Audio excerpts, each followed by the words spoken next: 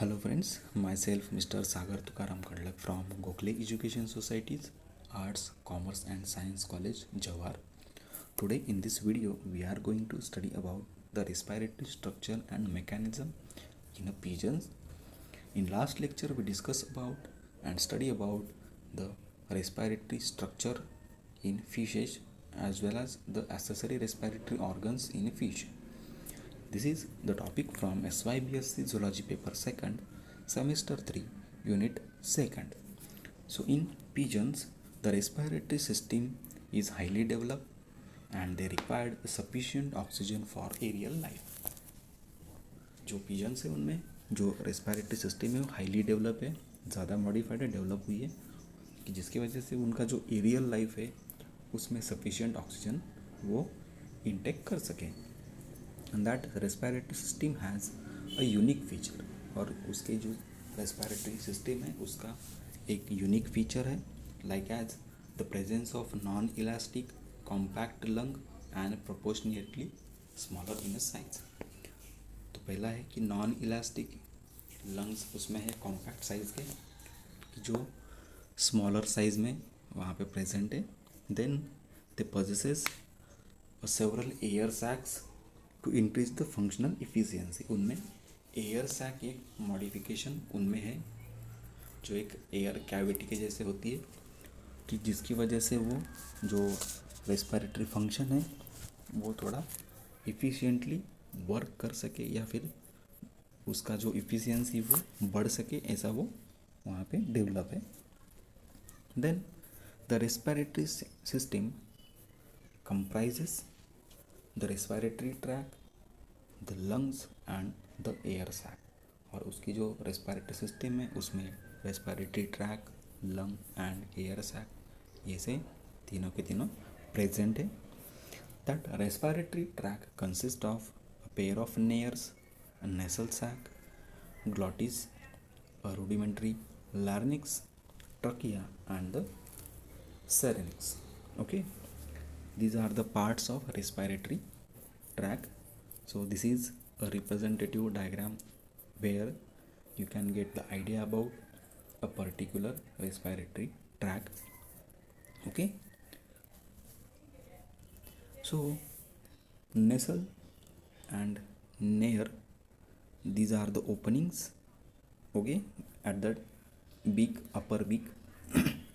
nares and जो नेसल pad से या नेसल सैक से वो एक ओपनिंग है नोज़ के जैसे जो पेयर में होती है, स्लिट लाइक ओपन होती है.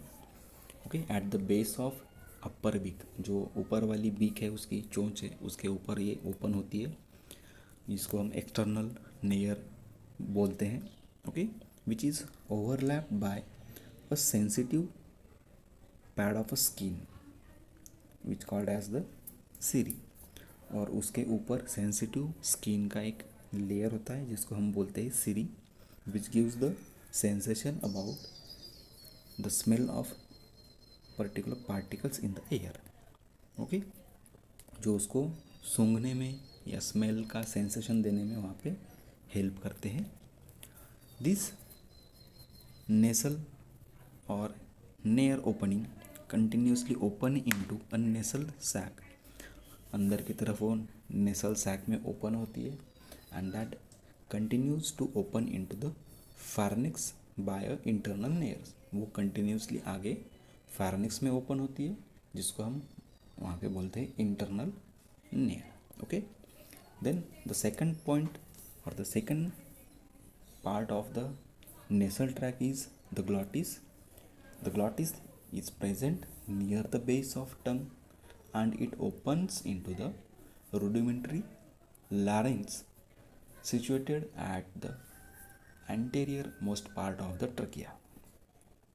So ये जो ग्लॉटिस है वो ट्रकिया के थोड़े से आगे प्रेजेंट होता है, base of the tongue present होता है कि जो वहाँ पे एक सेपरेटर करके वर्क करता है एयर एंड फूड का. Okay, then the trachea third part, the larynx opens into the trachea. जो लारेंक्स है वो ट्रकिया में ओपन होता है and the trachea is elongated tube cylindrical and flexible tube. Okay, ये लॉन्ग फ्लेक्सिबल सिलेंड्रिकल शेप की ट्यूब होती है which runs through the neck, पूरे उसके गले से वहाँ पे वो रन होती है, and lives ventral to the oesophagus, और वो इसोफेगस जो है मतलब फूड का कैनल उसके बिहाइंड में वो होती है। Okay, it is supported by a cartilaginous ring, और इसको भी जो कार्टिलेज के टिश्यू है रिंग्स फॉर्मेट में उसको कवर करके प्रोटेक्ट करते हैं।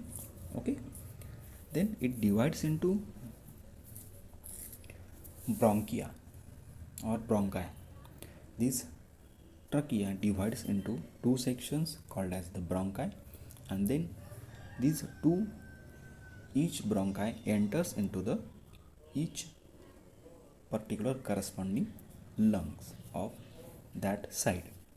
जो दो ब्रोंकाई वहाँ पे डेवलप होते हैं वो अलग अलग जो दो लंग्स है, दो सेक्शन है, उसमें वो वहाँ पे एंटर करते हैं। Okay, then the next part is syrinx. Now this syrinx is the sound producing organ present at the division of trachea into bronchi।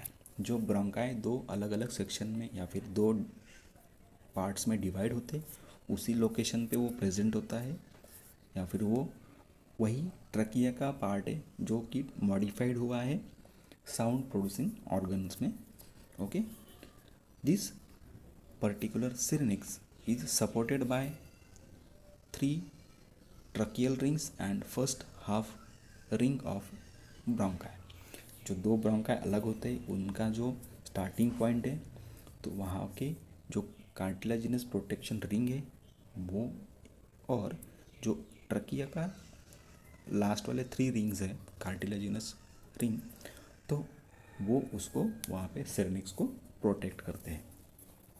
और इसका काम क्या होता है? It helps to syrinx to form a resonating chamber. वो जो cartilaginous tube वहाँ पे उसको या फिर रिंग्स उसको कवर अप करते हैं, तो ये सिरनिक्स वहाँ पे जो रेजोनेटिंग चैम्बर का फंक्शन करता है, मतलब वहाँ पे जो साउंड है वो वहाँ से मॉडिफाइड होके आगे निकलता है या फिर वहाँ से साउंड प्रोड्यूस होता है। Okay, so this is about the syrinx. Then the lungs, one pair of bright red spongy lungs present in a bird। Bright red colours के स्पॉन्जी लंग्स बर्ड में प्रेजेंट होते हैं and they lies in a pleural cavity, मतलब जो thoracic cavity है उसमें वो locate होते हैं। The bronchus enters into the lungs known as primary bronchus.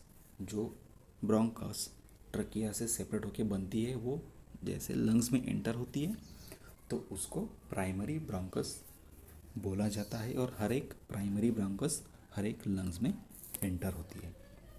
Okay, then this bronchus continues as a main trunk to the distal end of lungs and known as mesobronchus. जो distal and है वहाँ पे ये bronchus continuously आगे जाती है और उसको बोला जाता है मीसोब्रोंकस।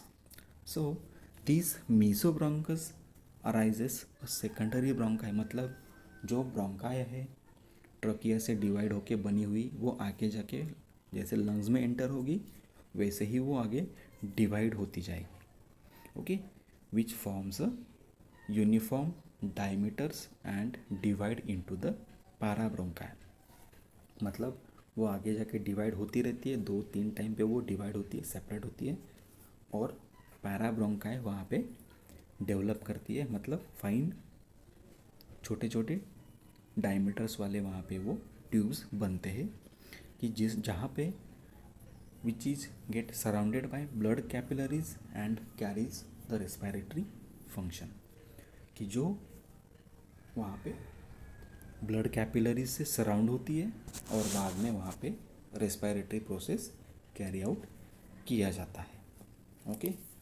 Now there is the additional part in a bird which serves as a accessory respiratory structures or accessory air reservoir structure in the respiration process in a bird called as the air sac.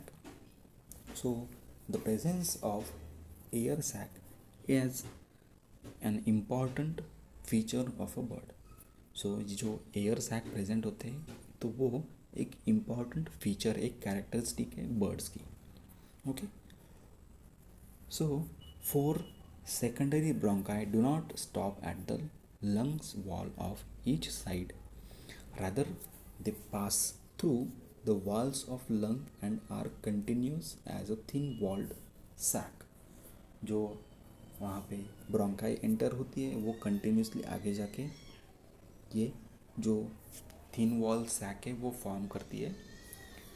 The air sac are the thin walled membranous non-muscular non-vascular sac like structure.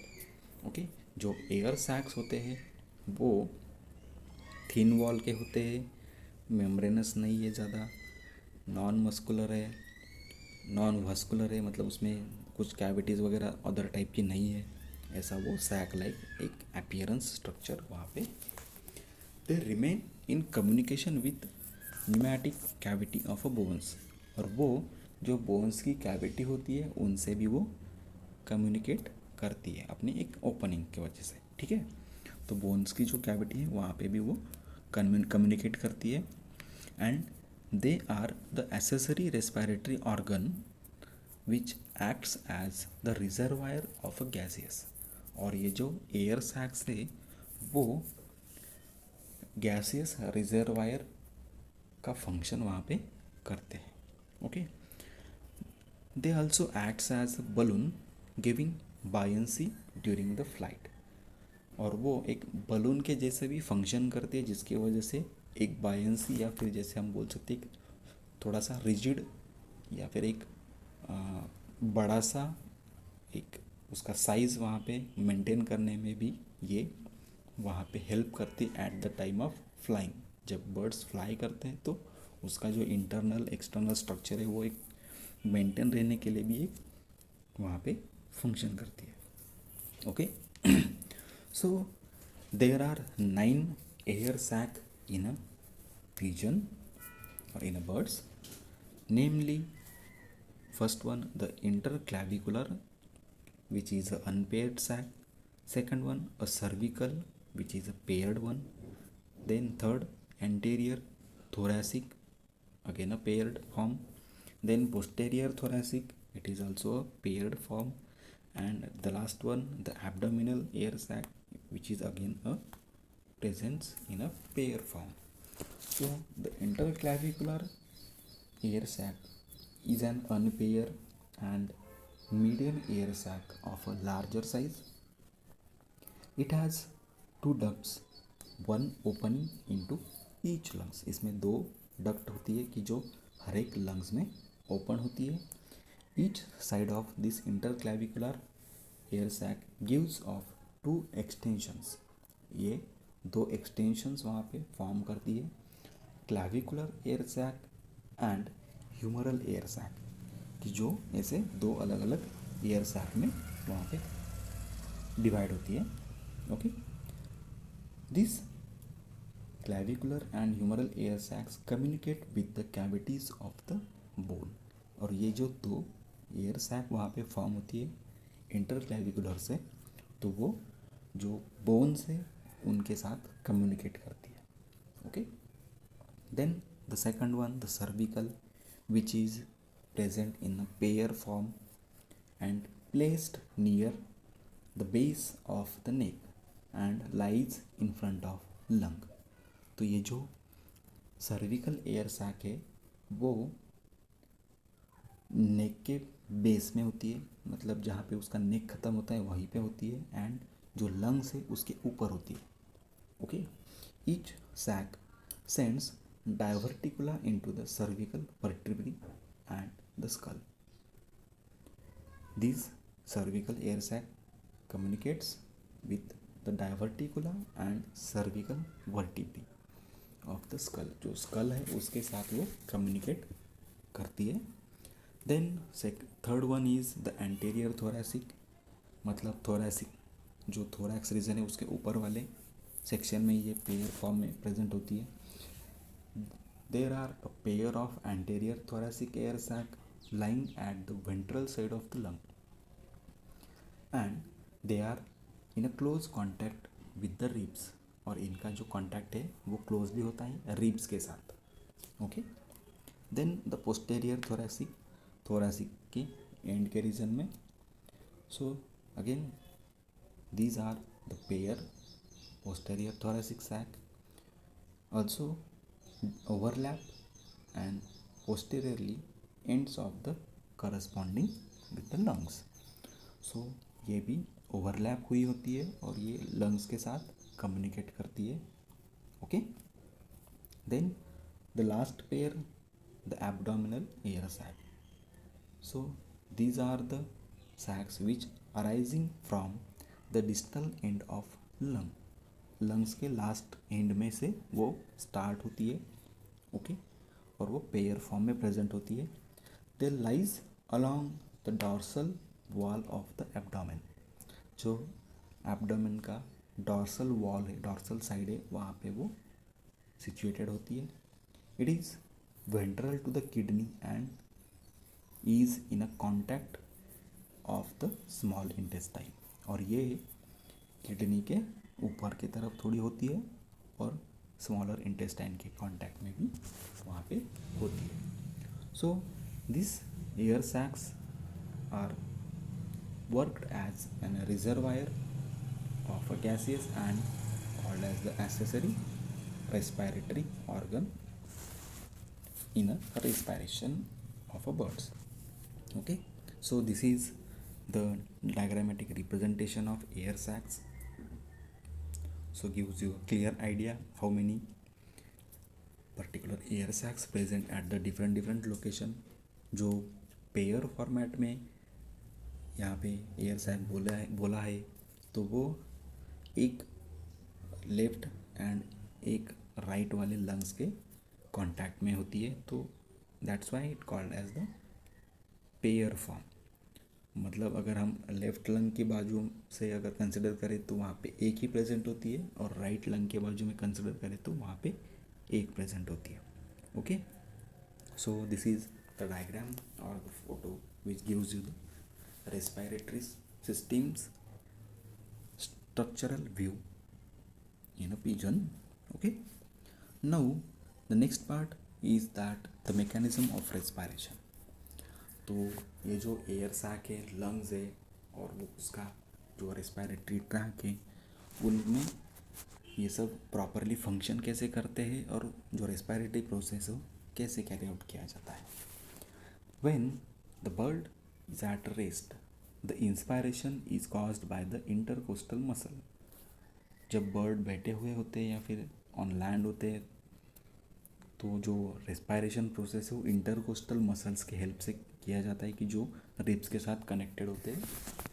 Bye contraction the ribs are raised and sternum area is lowered. जैसे ही वो contract होते हैं जो ribs का area है वो बढ़ जाता है, मतलब इंटरनल जो कैविटी है वो बढ़ जाती है. स्टर्नम एरिया लोअर होता है and the area of thoracic and abdominal cavity is increased.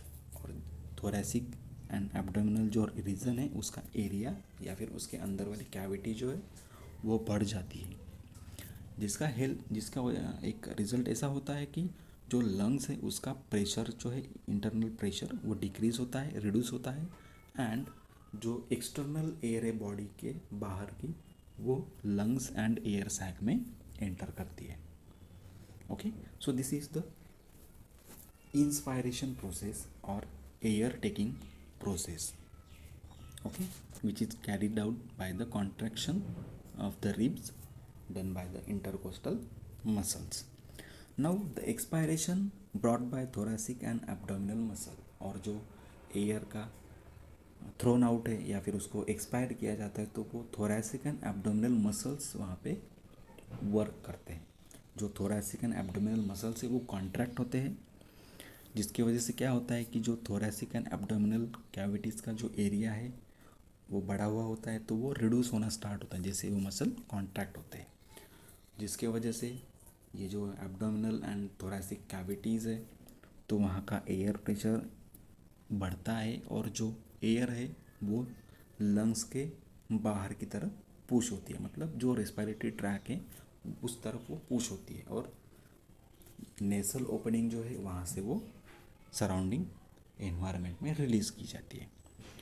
Okay, ये हो गया अभी उसका एक स्टेबल या फिर रेस्ट फॉर्म में रेस्पायरेशन।